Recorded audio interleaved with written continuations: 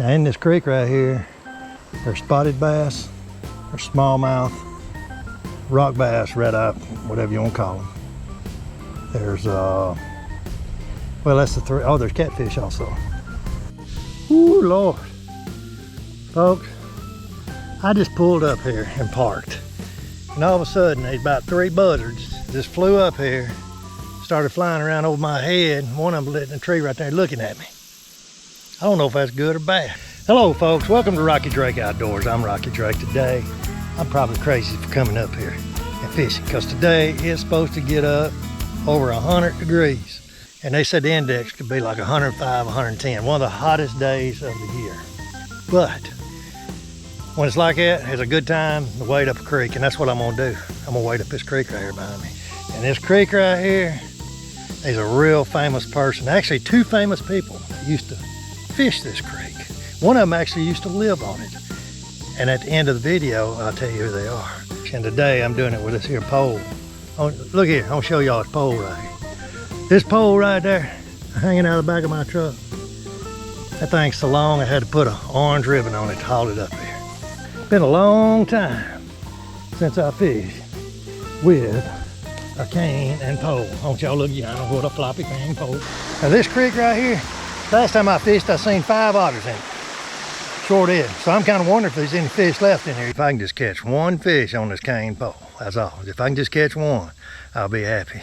I got both poles with me. I got my reeling rod with me and that cane pole. So, but I sure would like to catch at least 1 with that cane pole. I got these boots right here. These are wading boots. These have got felt soles on them. And with these boots right here, you won't slip. It don't make no difference how slick them rocks are. You ain't gonna slip with these felt soles on. If you're gonna do this right here, you need to be safe. But if you up this creek right here by yourself and you slip and fall, hurt yourself. And buzzards we seen when we first got here, they're gonna be sitting there looking at you, licking their lips. Right there's what we're gonna be fishing with today, little creek chubs, look at right there. I just caught them. I'll show y'all how I'm gonna catch them in just a minute. Now there's creek chubs in here and there's shiners in here. There's a little shiner right there. So that's a little, I guess a little golden shiner. I don't know, creek shiner. I'm gonna put him in there, but I'll be honest with y'all, I haven't had much luck with those, but I'm not sure how much bait I'm gonna be able to catch here because this water's a lot dingier than I thought it would be. There's a little creek chub right there. Well, like I say, this water's so dingy, I can't see any bait, so I'm just kind of guessing. Most of the time, a lot of time, on the back side of these little rapids like this right here, these little shoals, a lot of times that bait will gang up right in there. So let's just take a chance and throw it out there and see what we can come up with. Let's see what we got. Oh yeah, we got something. Oh yeah. Yep. Yeah, see what we got here now. Oh Lord, yeah, that's what I'm talking about. Look at here. Goodness. Look at here, y'all. Look at here, look at here. Now you talking about, okay, right there. Yeah. And I want y'all to look at there for the shine. Good Lord. Look there, that's what I'm talking about. There's a nut. Right there. Hey, that's a lick right there. We about ready to go fishing. Oh Lord, it's hot. I'm telling you, it's hot. Folks, when it's like this right here, over 100 something degrees, gotta make sure you bring plenty to drink. Right there is one of the top things to drink, Gatorade and water. You don't want to drink no caffeine, nothing with caffeine in it, like Cokes and that type. Water and Gatorade or one of those power drinks is the best thing to drink. And you need to drink them on a regular basis, not like 1 every 2 hours.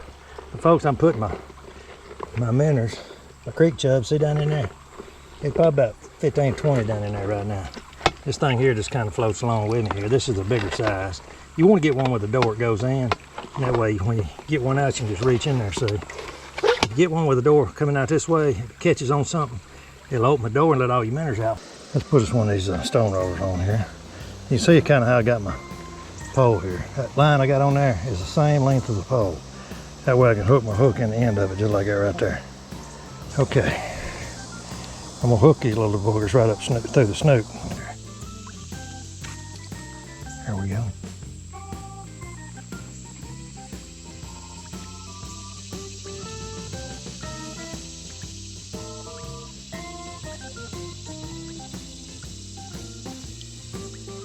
Maybe on there.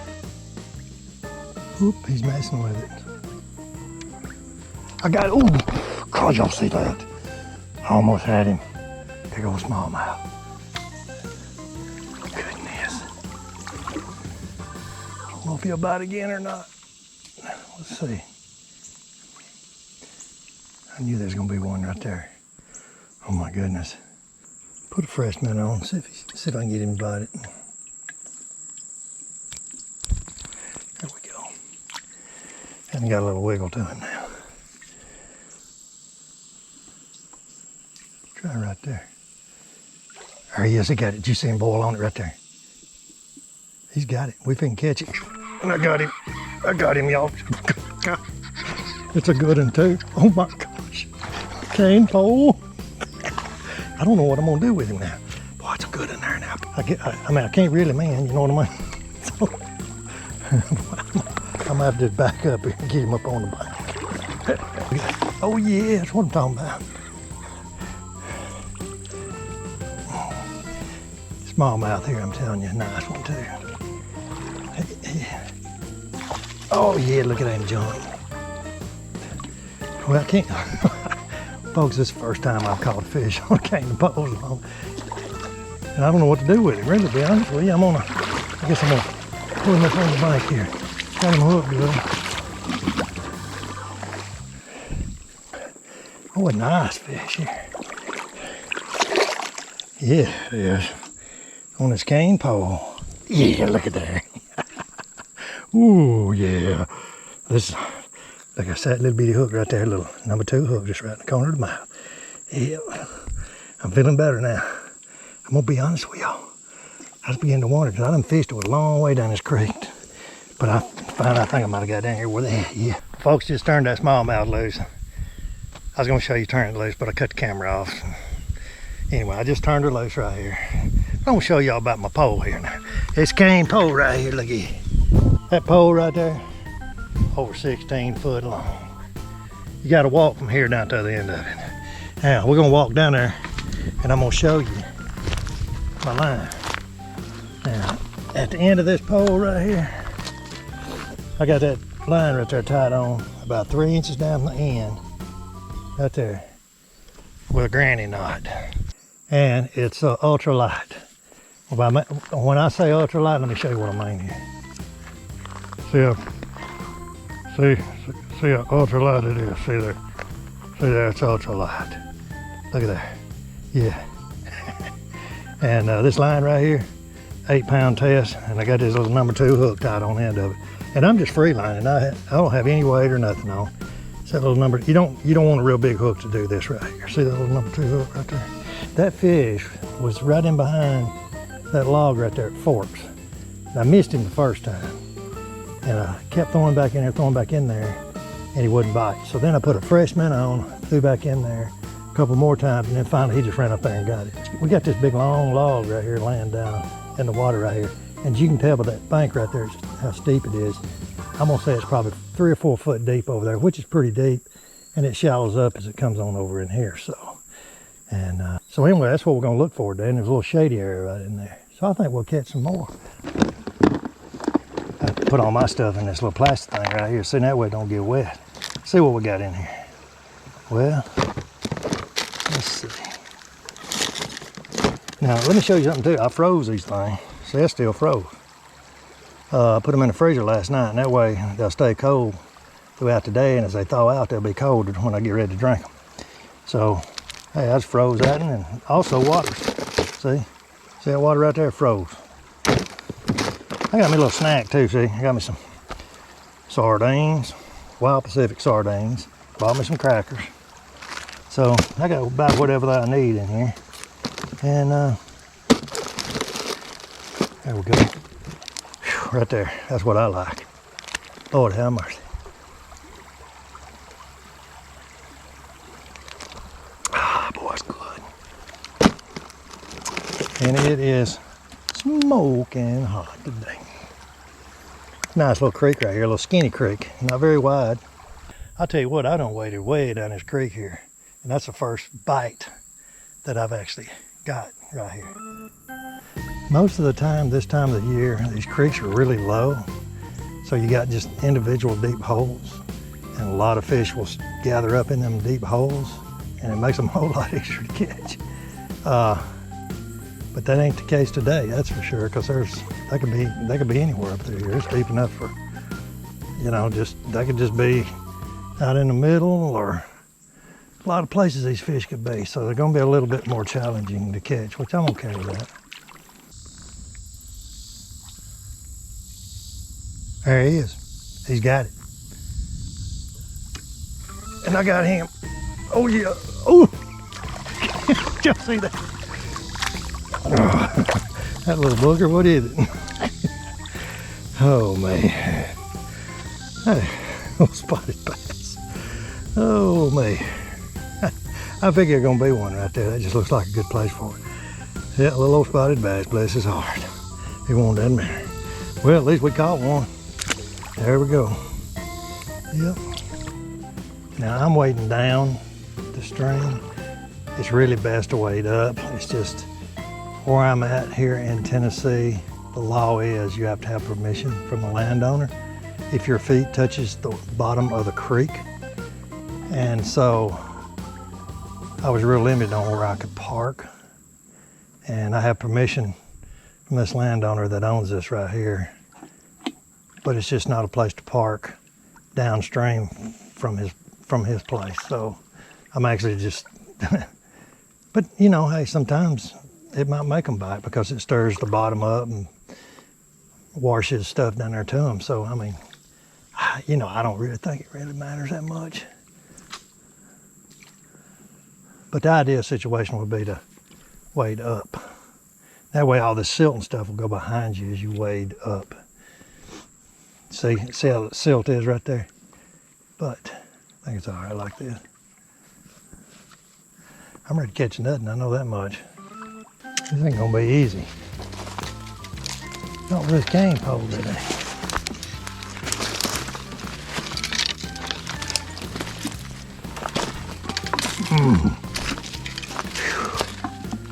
What a man to go through to catch a fish. That's something.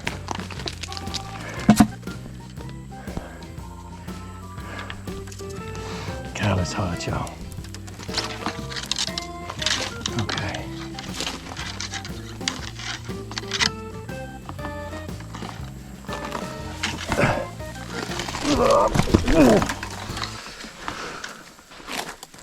I just about busted it.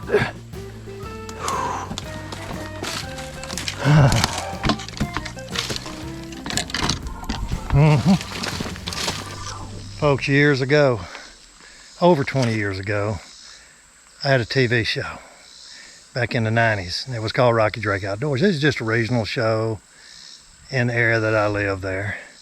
And I done a video up this creek right here. And back then, this little creek right here was loaded with smallmouth bass. But I'm gonna be honest with you, I think them otters have done cleaned this creek out. We'll see. But in the meantime, let's go watch that video I did over 20 years ago, fishing this exact same creek. Now you'll see right here in this spot right here, 20 years ago, caught some really nice smallmouth, really nice ones. So, and we was fishing crawfish with a friend of mine, Stan Statham. So let's go take a look at that video footage, y'all. Yeah, and I'm gonna go here. I'm gonna see if I can catch one right here. There he is. Oh man. Smallmouth. Yes sir, buddy. Hold him, boy. There's another. Look at there's another. There's a big one with him, Stan. Hurry, hurry, hurry. I see him, a big smallmouth. That's a big So, smallmouth. I got a big smallmouth here. That's a good fish there, I got a Rocky. good fish. Ooh, Take your time with him. I got to take my time with him, so I got 4-pound test line on him. I'm telling you. He don't even know he's good. No, he don't even know it's hooked. Please don't break off. That's a good fish there. Oh, he broke me off. There he, no, he didn't either. I still got him on. I thought he broke it. Boy, that's a big smallmouth. That's a big smallmouth. Oh yeah, look there, boy. That's a good smallmouth right there. I tell you what, boy, I thought he broke me off when he jumped right there. Thank you, fish. He didn't do a bunch of jumping, but boy, look at him go. All right. I'm telling you, son, this is fun, boy. I gotta go find me some more crawdad. You got him, son. Hold him, Stan. That's a good one there, boy. That's a good fish. You got him, son. Don't let him break you off, boy. He ate that worm, didn't he? Oh, man, look at him jump. That is a good smallmouth. Look at that fish right there, weighs 2 pounds. That's a good fish right there, boy. Pretty fish. Tell you what, I may have to have one of them worms about out of crawfish. Hey man, I bet there might be a crawfish on this thing right here. God, look at That's a that, boy. crawfish. Hey, that's a cottonmouth, isn't it? No, it's just a big water thing. Let me get out of here, boy. You sure that ain't no cottonmouth? Yeah. Yeah, that's just water thing. Woo-wee. Let's quit looking for crawfish. Think them otters done come in here, clean the creek out.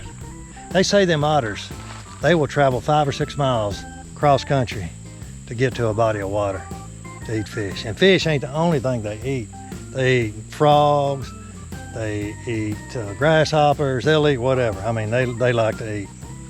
Matter of fact, I had a little small farm that we had a few years ago, and I had a pond down there. About a ½ acre. And I went down there one day and I had a bunch of bluegill in there. And all of a sudden these otters got in there. But I went down there one day and I looked over there and I seen this big otter on the bank. And he was trying to drag something out of the pond. And I got to looking, it was a big snapping turtle. And this snapping turtle was as big as it was big. And that otter had that snapping turtle by the back of his neck, pulling him out of that pond. And I went back down the next day with nothing but the hull left of that snapping turtle. That otter made him a meal out of that snapping turtle. He sure did. And so, like I say, I think that's what happened to this creek right here. And and I was going to tell y'all the 2 famous people that used to fish this creek. I know one of them did. One of them is Davy Crockett. Yep. He had a home place on this creek about a mile down here.